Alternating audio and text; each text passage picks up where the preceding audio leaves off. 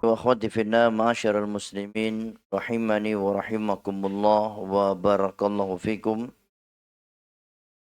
Insyaallah di kesempatan sore hari ini kita lanjutkan kembali pembahasan pengurusan jenazah dan kita masuk pada pembahasan salat jenazah, mensolati jenazah.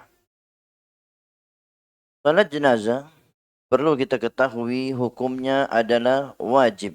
Hukumnya adalah wajib. Wajib di sini maksudnya adalah wajib kifayah. Wajib kifayah. Wajib yang apabila sebagian kaum muslimin telah melakukannya, maka gugur kewajiban atas kaum muslimin yang lainnya atau yang tidak melakukannya. Di solat jenazah hukumnya adalah wajib. Maka jika seluruh kaum muslimin yang ada di kampung itu atau yang ada di sekitar mayit atau jenazah tidak mensolati jenazah, maka seluruh kaum muslimin tadi berdosa. Maka seluruhnya berdosa meninggalkan kewajiban. Kemudian jenazah yang wajib disolatkan adalah jenazah yang dewasa, yang sudah baligh. Kemudian jenazah selain yang gugur di medan perang. Adapun jenazah anak kecil, maka tidak wajib disolatkan, tapi sunnah hukumnya. Misal ada anak kecil umur 5 tahun, anak kecil umur 4 tahun. Apa hukum menyolatinya? Hukumnya sunnah, mustahab, dianjurkan, tapi tidak wajib. Atau ada anak yang meninggal di kandungan, 9 bulan meninggal di kandungan. Umur baru 8 bulan keguguran, meninggal dunia. Maka anak-anak kecil yang belum baligh, maka hukum menyolatinya adalah sunnah. Hukumnya sunnah, tidak wajib. Begitu pula jenazah orang yang meninggal dunia di medan perang. Misalnya terbunuh ketika perang atau syahid di medan perang. Maka jenazahnya tidak wajib disolatkan. Tetapi mustahab, dianjurkan untuk disolatkan. Boleh atau sunnah disolatkan. Kemudian berikutnya adalah pembahasan solat jenazah disyariatkan berjamaah. Disyariatkan solat jenazah itu berjamaah. Dan hal ini kata Imam Nawawi tidak ada perbedaan pendapat di kalangan para ulama. Namun di sini boleh juga seseorang menyolati jenazah sendirian jika memang jamaahnya tidak ada. Mungkin dia terlambat datang. Mungkin dia masbuk. Orang sudah selesai solat jenazah, dia baru datang. Maka solati, walaupun dia sendirian. Dan usahakan jika ada jamaah berjamaah. Jika tidak ada, maka dia boleh solat sendirian. Dan dianggap sah solatnya walaupun hanya sendirian.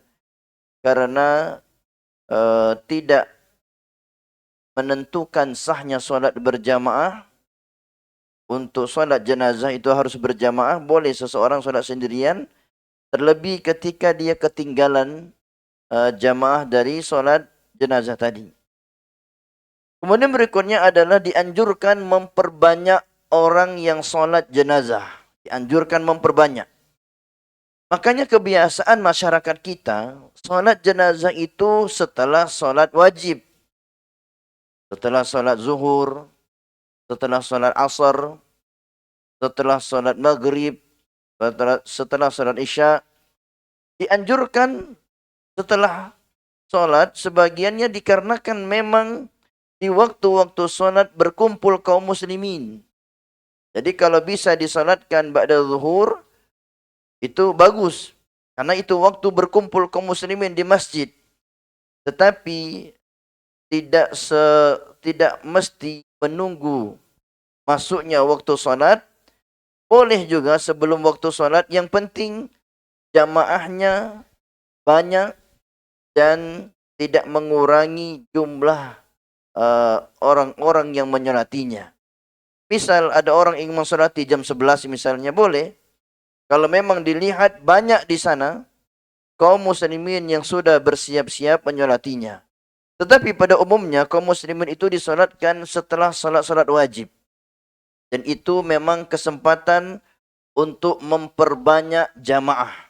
Jadi usahakan kalau antum punya keluarga, bisa diusulkan menyolatinya di masjid, karena itu bisa memperbanyak jamaah. Walaupun yang lebih utama mensolati jenazah itu bukan di masjid, adalah di tanah lapang. Dan barang siapa, kata Nabi, yang disolati 100 orang, maka 100 orang itu bisa memberi syafaat. Barang siapa yang disolati 40 orang yang bertauhid, maka dia mendapatkan syafaat. Ini keutamaan, jumlahnya banyak. Kemudian berikutnya adalah dianjurkan solat jenazah itu 3 shaf. Tetapi boleh lebih. Jadi kalau jamaahnya ada 7, shaf yang pertama 3, shaf yang kedua 2, shaf yang ketiga 2 orang, 3, 2, 2, 7 jamaahnya. Boleh dibikin 3 shaf, sebagian ulama mengatakan sunnah, dianjurkan. Dianjurkan dibikin 3 shaf, atau boleh dilebihkan. Bagi mereka mengatakan kalau dilebihkan diganjilkan. 3, 5, 7, 9. Jadi dibikin ganjil shafnya, dan dianjurkan jika memang dapatnya hanya 3 shaf, maka cukup dengan 3 shaf. Kemudian berikutnya pembahasan kita adalah di mana tempat solat jenazah yang paling utama. Solat jenazah yang paling utama di zaman Nabi itu dilakukan di tanah lapang, yang bahasa Arabnya namanya musalla. Musalla. Tetapi kebiasaan kaum muslimin di zaman ini, mereka menyolati jenazah di masjid atau solatnya di rumah. Apa hukumnya? Kita jawab boleh. Tidak haram dan tidak pula makruh. Boleh dia solat di rumahnya atau solat di masjid, boleh.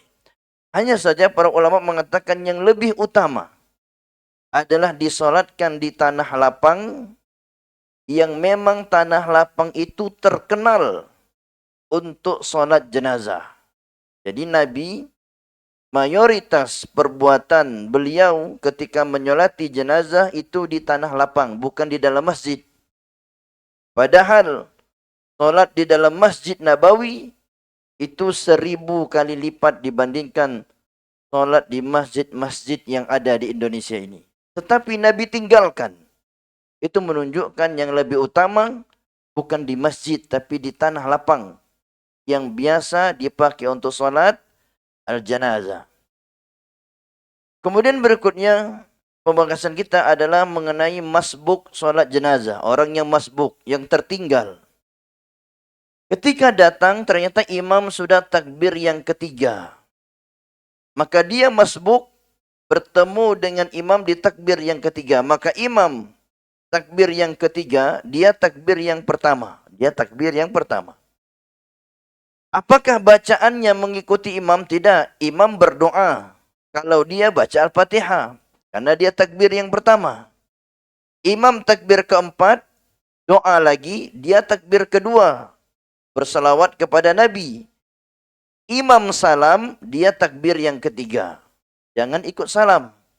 Kebiasaan orang Indonesia terkadang kalau solat jenazah, imamnya salam, padahal baru 2 takbir, dia salam juga. Maka jawabnya ini tidak sah solatnya. Tidak sah, dia harus menambahnya. Menambahnya imam salam, dia takbir ketiga. Kemudian lagi baru takbir keempat, baru kemudian dia salam. Jadi orang yang masbuk tetap harus menyempurnakan takbir. Jangan langsung ikut salam, karena sebagian orang tuh malu katanya. Kenapa? Kalau saya takbir lagi orang sudah bubar katanya. saking malunya lagi kerandanya diangkat, dia belum selesai. Jadi karena pikiran malu tadi, dia sampai meninggalkan takbir yang berikutnya ikut salam bersama imam. Maka hendaknya jangan kita malu dalam perkara ini. Kalau masbuk ya masbuk saja, tidak perlu malu. Orang salam kita takbir yang ketiga, dan insya Allah jamaah yang lain atau pengurus jenazah tahu ternyata ada orang belum selesai, maka kita biarkan dan kita tidak langsung mengangkat keranda mayatnya. Kemudian yang berikutnya adalah masih mengenai masbuk. Ketika dia masbuk mendapati imam di takbir yang pertama. Ternyata imam sudah takbir duluan. Dia belum selesai berwudu. Selesai berwudu, dia mendapati takbir pertama, cuma sudah telat. Ketika dia bertakbir, membaca Alhamdulillahirabbil alamin, baru Alhamdulillah, ternyata imam sudah takbir kedua. Pertanyaannya, ketika dia baca Alhamdulillah, imam takbir yang berikutnya, apakah dia mengikuti imam bertakbir atau selesaikan dulu Al-Fatihahnya? Ini bingung terkadang. Kalau selesai Al-Fatihah berarti nanti imam takbir ketiga ketinggalan 2 takbir gitu kan. Enak kalau imamnya antar takbirnya lambat. Kalau antar takbirnya cepat, bisa-bisa selesai Al-Fatihah imam sudah takbir keempat. Maka dalam perkara ini, apabila seseorang terlambat dan ternyata belum selesai membaca Al-Fatihah, imam sudah takbir yang kedua, maka yang benar gugur kewajiban dia membaca Al-Fatihah. Yang benar gugur kewajiban dia membaca Al-Fatihah dan dia langsung mengikuti takbirnya imam. Itu pendapat yang paling kuat. Dia langsung mengikuti takbirnya imam dan gugur kewajiban membaca surat Al-Fatihah. Kemudian berikutnya adalah dibolehkan seseorang mensolati jenazah di kuburan, tetapi tetap menghadap kiblat, bukan menghadap kuburan.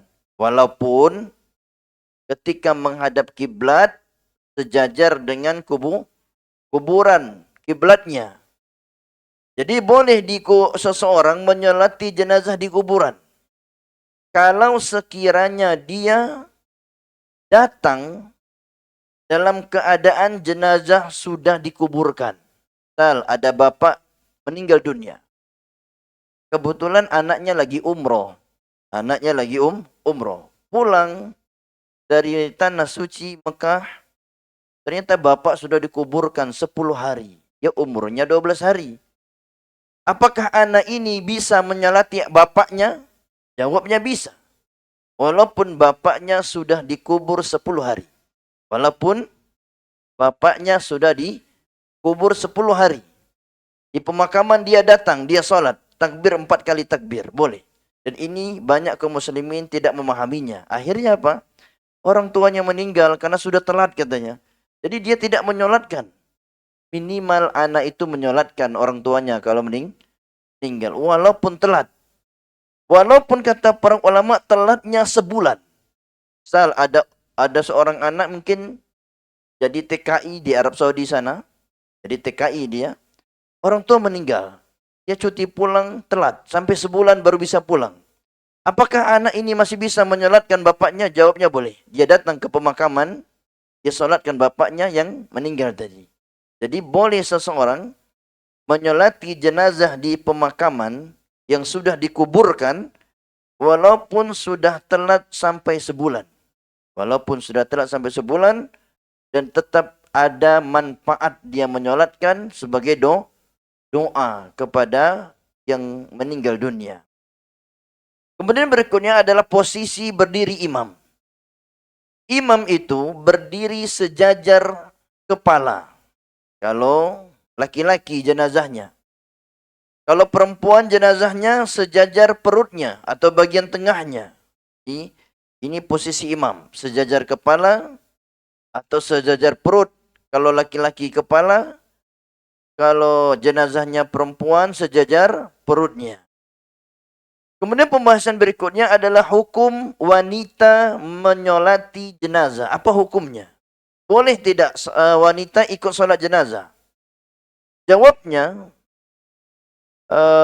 apabila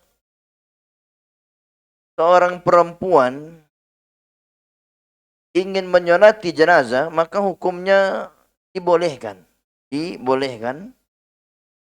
Kecuali jamaahnya tidak ada yang laki-laki, maka wajib hukumnya. Jadi, kalau perempuan ingin ikut menyolatkan, itu dibolehkan. Kalau ingin ikut menyolatkan. Tetapi kalau tidak ada jamaah laki-laki, kecuali hanya perempuan, maka bukan boleh hukumnya, tapi wajib perempuan menyolatkan. Maka pada intinya, selama ada kaum laki-laki, perempuan boleh saja ikut menyolatkan. Tetapi kalau sudah tidak ada kaum laki-laki, maka hukumnya wajib mereka menyolati jenazah. Kemudian pembahasan berikutnya adalah tata cara solat jenazah. Tata cara solat jenazah. Yang pertama, yang pastinya sebelum menyolati jenazah, berwuduk dulu terlebih dahulu. Berwuduk seperti wuduknya solat. Jangan dikira tidak ada wuduk. Berwuduk seperti wuduknya solat. Selesai berwuduk, maka dia berniat.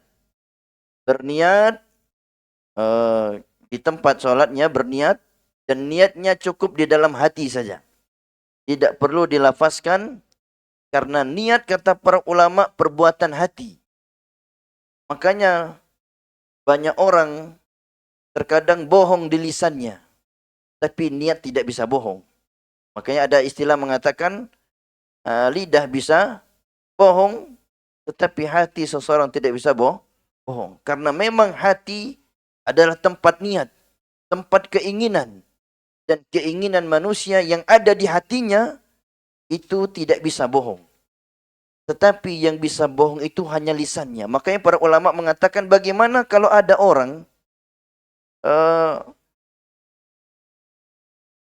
mengucapkan sesuatu berbeda dengan hatinya. Mana yang dinilai? Yang dinilai adalah hatinya. Yang dinilai adalah hatinya. Karena ucapan di lisan itu bisa bohong. Makanya niat itu perbuatan hati. Perbuatan hati, maka cukup tempatnya di hati. Apa makna niat? Niat itu maknanya adalah keinginan kuat. Al-azmu, tekad. Ketika seseorang sudah bertekad, berkeinginan kuat untuk solat jenazah, maka ketika itu dikatakan sudah berniat. Sudah berniat. Setelah berniat, barulah yang pertama dia lakukan takbiratul ihram. Takbir pembuka. Yang dengan takbir ini, haram segala sesuatu, kecuali perbuatan-perbuatan solat, ucapan-ucapan solat yang disyariatkan. Selain itu haram. Makanya takbiratul ihram. Takbir ini sambil mengangkat kedua tangan. Sunnahnya. Tapi kalau dia tidak angkat, solatnya tetap sah. Tetapi dianjurkan, disunnahkan mengangkat kedua tangan. Setelah diangkat kedua tangan, diucapkan Allahu Akbar. Mana yang duluan? Ngangkat tangan dulu apa Allahu Akbar terlebih dahulu? Maka dalam perkara ini boleh dia Allahu Akbar dahulu sampai selesai angkat tangannya. Boleh juga dia mengangkat tangannya berbarengan dengan Allahu Akbar tadi. Intinya perkara ini luas. Biasanya umumnya masyarakat itu biasanya takbir dengan angkat tangan itu bareng biasanya. Biasanya seperti itu. Dan ini disunnahkan. Boleh dia mengangkat tangan dan takbirnya serentak bersamaan. Selesai takbir yang pertama, barulah dia mengucapkan a'udzubillahi minasyaitonirrajim. Bismillahirrahmanirrahim. Kemudian membaca Al-Fatihah sampai selesai. Selesai Al-Fatihah baca amin. Selesai amin ngapain? Apakah langsung takbir kedua? Jawabnya ada dua pendapat. Selesai amin, ada yang mengatakan langsung takbir kedua. Selesai amin, ada yang mengatakan baca bismillah, kemudian baca surat pendek, Selesai baca surat pendek, baru takbir kedua. Dan kami sendiri lebih condong pendapat yang kedua. Selesai amin, baca bismillah, kemudian baca surat pendek, kemudian baru takbir yang kedua. Baru takbir yang kedua, dan ini yang dilakukan oleh sahabat Ibnu Abbas. Jadi sahabat Ibnu Abbas ketika menyolati jenazah, dipakai surat pendeknya. Tetapi pendek di sini memang pendek betul. Jangan dibaca surat An-Naba, kepanjangan. Baca surat Qul huwallahu ahad misalnya, atau Inna a'tayna kal kautsar, atau baca Qul a'udzu birabbil falaq, atau yang semisalnya yang pendek-pendek saja. Bukan surat yang panjang-panjang sehingga makmum bingung. Ini ngapain imam? Kok tarbih pertamanya kok lama sekali? Iya katanya baca surat pendek, tapi kok panjang katanya. Karena memang istilah surat pendek ini lebih umum. Terkadang surat An-Naba disebut juga surat pendek kalau dalam salat. Padahal surat pendek itu yang diinginkan di sini memang bacanya pendek. Itu pendapat yang lebih kuat. Dia baca a'udzubillahi minasyaitonirrajim, bismillahirrahmanirrahim, al-Fatihah, selesai, kemudian amin. Setelah amin selesai baca bismillah, kemudian baca qul huwallahu ahad atau yang lainnya. Selesai itu barulah takbir yang kedua. Barulah takbir yang kedua. Jadi kalau jadi imam solat jenazah, jangan terlalu ngebut.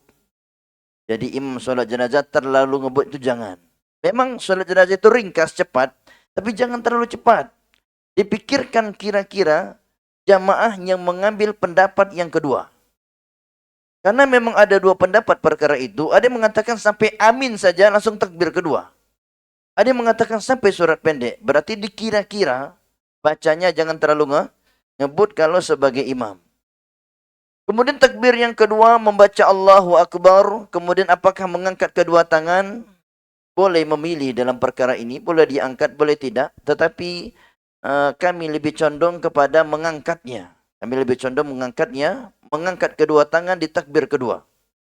Setelah mengangkat tangan sambil bertakbir, setelah itu membaca salawat Nabi.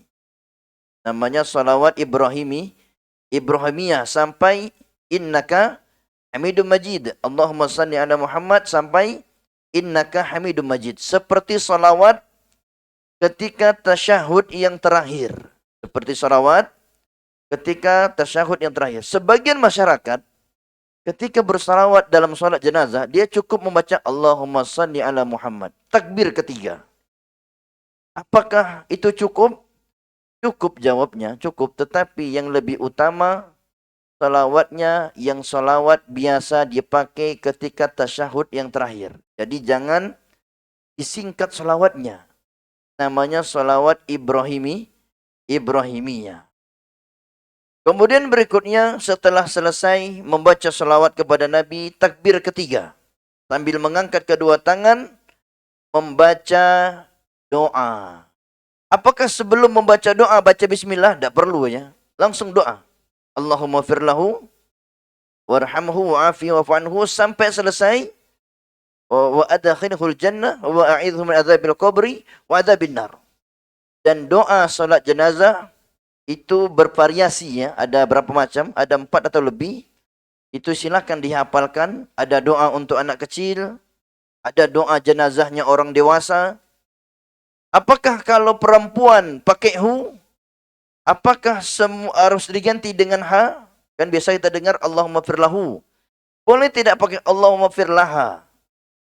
Maka dalam perkara ini sebagian ulama mengatakan jenazah laki-laki dan perempuan semuanya pakai hu. Ini pendapat Imam Syukani. Laki-laki pakai hu, Allahumma firlahu. Perempuan juga pakai hu. Sebagian ulama mengatakan kalau perempuan diganti pakai ha. Allahumma firlaha warhamha wa'afiha wa'fu anha. Mana yang benar? Maka yang benar semuanya benar. Silahkan pilih yang mana. Dan kami condong kepada pendapat yang kedua. Diganti dengan ha. Diganti dengan ha. Karena memang dalam perkara ini lebih dekat kepada kebenaran yang mengganti dengan ha. Begitu juga kalau jenazahnya ada banyak, diganti hum, Allahumma firlahum. Kalau jenazahnya ada 2, Allahumma firlahuma. Yang jadi masalah, yang menyolati jenazah tidak mengerti bahasa Arab, yang taunya hu saja, sah juga salatnya. Dia taunya hu itulah. Mau jenazahnya satu ya pakai hu. Kalau pakai perempuan juga hu juga. Jenazahnya dua pakai hu juga. Jenazahnya banyak pakai hu. Sah. Kita anggap sah solat jenazahnya. Karena memang dalam perkara ini, sebagian ulama mengatakan tidak ada kemestian mengganti hu. Walaupun sebagian ulama mengatakan dianjurkan mengganti hu. Sesuai dengan yang disolatkan. Kalau satu laki-laki pakai hu. Satu perempuan pakai ha. Dua jenazah pakai huma. Tiga jenazah pakai hum. Kalau perempuan jenazahnya banyak pakai hunna. Dan ternyata betul, pendapat Imam Syaukani itu di antara pendapat yang meringankan orang yang tidak mengerti bahasa Arab. Tapi kalau semua mengerti bahasa Arab, afdolnya mengganti domir. Namanya domir. Tapi kalau tidak mengerti, menurut Imam Syaukani sudah sah salatnya. Karena cukup dengan domir hu. Kemudian setelah mendoakan di takbir yang ketiga tadi, maka dia langsung takbir yang keempat. Takbir yang keempat, mengangkat kedua tangan. Apa yang dibaca setelah takbir yang keempat? Jawabnya, ada dua pendapat. Ada yang membaca doa, seperti doa Allahumma la tahrimna ajrahu, wa la taftinna ba'dahu, waghfir lana walahu. Ada yang tidak membaca doa, cukup diam. Sudah diam, dia salam. Maka mana yang lebih kuat? Maka dalam perkara ini, kita perkara yang silang pendapat para ulama. Kalau yang diam juga silahkan. Kalau ingin membaca juga silahkan. Menurut Imam Ahmad, membaca. Menurut Imam Ahmad, membaca. Menurut Imam Ahmad, ulama mazhab Hambali, setelah takbir yang keempat membaca. Menurut sebagian ulama, tidak membaca. Cukup diam sejenak, kemudian salam. Menurut ulama mazhab Hambali baca, maka dalam perkara ini longgar dalam pendapatnya, boleh silakan membaca, boleh juga dia tidak membaca karena memang kata para ulama tidak ada dalil yang sahih yang menerangkan apa yang dibaca Nabi setelah takbir yang keempat. Karena tidak ada dalil, inilah sebab silang pendapat para ulama karena tidak ada dalil yang sahih masalah tersebut. Kemudian setelah takbir yang keempat, boleh baca doa atau tidak, diam sejenak. Kemudian barulah setelahnya membaca salam. Salamnya boleh sekali ke kanan saja dan boleh dua kali kanan kiri. Tetapi sebagian ulama menganjurkan dua kali seperti salam solat pada umumnya. Seperti salam solat maghrib dua kali, lebih utamanya. Solat subuh dua kali. Sebagian ulama mengatakan dianjurkan juga dua kali pada solat jenazah. Kemudian pembahasan berikutnya adalah mengenai solat gaib. Solat gaib ini di masyarakat kita itu adalah solat jenazah yang jenazahnya tidak ada. Itu namanya solat gaib. Apa hukumnya solat gaib ini? Solat gaib ini sebagian ulama mengatakan kekhususan Nabi yang pertama. Jadi kita tidak mengamalkannya. Yang kedua, ada yang mengatakan tidak, ini boleh kita amalkan. Boleh kita amalkan ketika jenazah memang tidak ditemukan. Seperti jenazah jatuh dari pesawat, masuk laut, jenazahnya habis dimakan ikan misalnya. Maka ini tidak apa? Maka ini dianjurkan solat gaib. Tapi, kalau kita punya keluarga meninggal di Mekah sana, kalau ditanya, kalau meninggal di Mekah disolatkan tidak? Solatkan sama orang Mekah sana ya. Bahkan solatnya di mana? Masjidil Haram. Atau solatnya di Masjid Nabawi jenazahnya. Tiba-tiba jenazahnya disolatkan di sana. Dan orang Indonesia juga ingin ikut menyolatkan. Tapi namanya solat gaib. Benar tidak seperti ini? Maka jawabnya ini tidak tepat ya. Kenapa? Karena jenazah itu sudah ada yang menyolatkan. Maka tidak perlu solat gaib lagi. Solat gaib itu dilakukan apabila kata para ulama sudah tidak ada yang menyolatkannya. Misal, ada orang Indonesia meninggal di tengah orang-orang non-muslim. Misalnya dia tinggal di mana? Jadi TKI di negara non-muslim sana. Dan kata orang tuanya, majikan-majikannya ini semuanya non-muslim. Tidak ada yang menyolatkan. maka boleh kita dari Indonesia ini menyolatkannya dengan salat gaib. Begitu juga ada orang mati tenggelam di laut. Jenazahnya tidak ditemukan berhari-hari, berbulan-bulan. Maka boleh masyarakat menyolatinya dengan salat gaib. Tapi kalau sudah ada yang menyolatkan, maka tidak benar diadakan salat gaib. Karena sunnahnya salat gaib itu kalau tidak ada yang menyolatkannya. Kemudian yang terakhir, bagaimana kalau disolatkan jenazah? Jenazah disolatkan sebelum dimandikan. Belum mandi jenazahnya, disolatkan. Apa hukumnya? Pendapat yang benar, hukumnya sah solatnya, boleh. Tetapi yang lebih utama, jenazah disolatkan setelah dimandikan. Wallahu ta'ala alam bisawab. Maka inilah singkat solat jenazah. Ini penjelasan singkat saja. Kalau kita panjangkan, sebutkan dalil-dalilnya, mungkin 4 kali atau 5 kali pertemuan baru selesai. Tapi ini sekilas tentang solat jenazah yang perlu kita pahami ketika menemui jenazah kaum muslimin. Mudah-mudahan Allah Subhanahu wa taala memudahkan kita semua menyolati jenazah-jenazah kaum muslimin, karena barang siapa kata Nabi menyolatkan jenazah, maka dia mendapatkan 1 qirat, pahala sebesar gunung Uhud. Kalau dia antarkan sampai pemakaman setelah menyolatkan, dia dapatkan 2 qirat, 2 kali gunung Uhud. Maka kata sahabat Ibnu Umar, alangkah banyaknya pahala yang kita buang selama ini. Kenapa? Tengok kaum muslimin meninggal, cuek. Tetangga meninggal, cuek. Tengok kawan meninggal, cuek juga. Tengok orang lagi rame-rame nyolatin jenazah, cuek. Alangkah banyaknya, kata sahabat Ibnu Umar, pahala yang kita buang selama ini. 10 jenazah yang kita tidak ikut padanya, itu seperti membuang 20 gunung pahala. Itu 10 jenazah. Bayangkan masyarakat kita yang meninggal mungkin sudah puluhan bahkan ratusan, kita tidak ikut. Alangkah banyak ya pahala yang kita buang selama ini. Maka hendaknya kita semua semangat menyolati jenazah dan semangat juga mengantarkan jenazah di pemakamannya. Dan insyaallah di pertemuan berikutnya kita membahas mengenai mengiringi jenazah sampai ke pemakaman. Setelahnya baru cara menguburkan dan seterusnya. Wallahu ta'ala alam bisawab. Naktafi bihadza. Subhanakallahumma bihamdik, asyhadu an la ilaha illa anta astaghfiruka wa atubu ilaik. Assalamualaikum warahmatullahi wabarakatuh.